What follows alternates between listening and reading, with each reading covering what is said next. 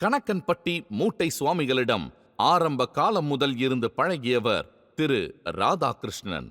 சுவாமியின் அற்புதங்களுக்கு நேரடி சாட்சியாக இருந்த அவர் தான் உணர்ந்து கொண்டவற்றுள் சிலவற்றை கணக்கன்பட்டி சித்தரின் குரு பூஜை சமயத்தில் அபி மீடியாவுக்காக பகிர்ந்து கொள்கிறார். கணக்கன்பட்டி ஸ்ரீ சச்சிதானந்த சர்க்குரு மூட்டை சுவாமிகள் ஒரு ஆதி பரபிரம்மம் ஆவார். ஐயா உலகில் தோன்றும் அவதூதர்களுக்கெல்லாம் ஆதியானவர். மனித உருவில் சிவன். படைத்தல், காத்தல், அழித்தல் முத்தொழிலை புரியும் தத்தாத்திரேயர் அம்சமாக இருக்கிறார். உலகில் என் அனுமதியின்றி ஒரு அணுவும் அசையாது என்று கூறியவர். என்னை உன்னால் அளக்க முடியுமா என்று நேரடியாக கேட்ட பரம்பொருள். அர்த்தநாரீஸ்வரரும் இவரே, முருகன் வேறு இவர் வேறு கிடையாது. உலகில் உள்ள அத்தனை தெய்வத்தின் மொத்த உருவமாக திகழ்கிறார்.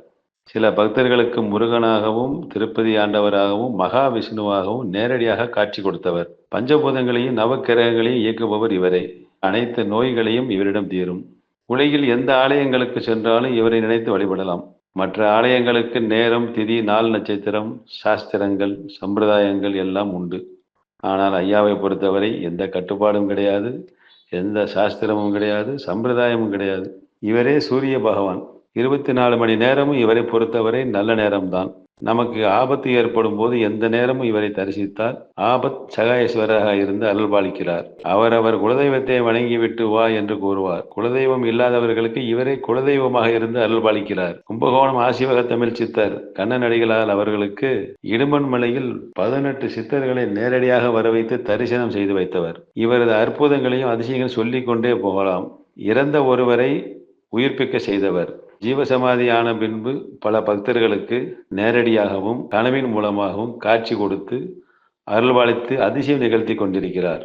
இவரிடம் வழிபடச் செல்லும் போது நம்முடைய பாதி கர்மாவை அவர் சுமந்து கொள்கிறார். உலகில் எல்லாம் நானே என்று இருப்பதால் யாரையும் எதிரியாக நினைக்காது என்று கூறுகிறார். எந்த துன்பத்தையும் நாம் ஏற்றுக்கொண்டு கடந்து சென்றால் இறைவனை சீக்கிரம் நெருங்கிவிடலாம். உலகில் எல்லாம் நானே என்று இருப்பதால் யாரையும் எதிரியாக கருத வேண்டாம் என்கிறார். மீறி நாம் யாரையும் எதிரியாக நினைத்தால் என்னை நீ எதிரியாக நினைப்பதற்கு சமம் என்கிறார். இப்படிப்பட்ட பகவானிடம் நாம் எந்த கோரிக்கையும் வைக்க தேவையில்லை.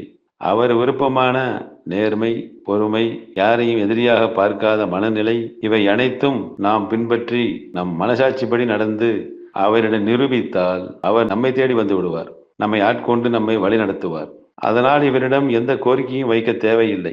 நாம் சரியான பாதையில் பயணம் செய்தால் யாருக்கு எப்போ எதை எப்படி கொடுக்க வேண்டும் என்று அறிந்து வைத்திருக்கிறார். கெட்டதெல்லாம் கொடுக்க தயாராக இருக்கும் ஐயா அவர்களுக்கு தன்னைத்தானே செதுக்கி நம் தகுதியை வளர்த்து கொண்டு நிரூபித்தால் தானாகவே வேண்டியதெல்லாம் கிடைக்கும் என்ற நிலையை உருவாக்கி விடுவார்.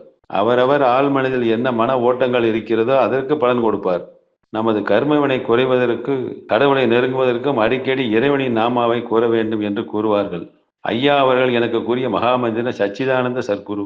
எனவே ஸ்ரீ சச்சிதானந்த சர்க்குரு வாழ்க வாழ்க என்று மந்திரத்தை கூறி வந்தால் நம் கர்ம வினை போக்கி ஐயாவின் கருணையை மிக விரைவில் பெற்று நற்கதி அடையலாம். ஸ்ரீ சச்சிதானந்த சர்க்குரு வாழ்க வாழ்க.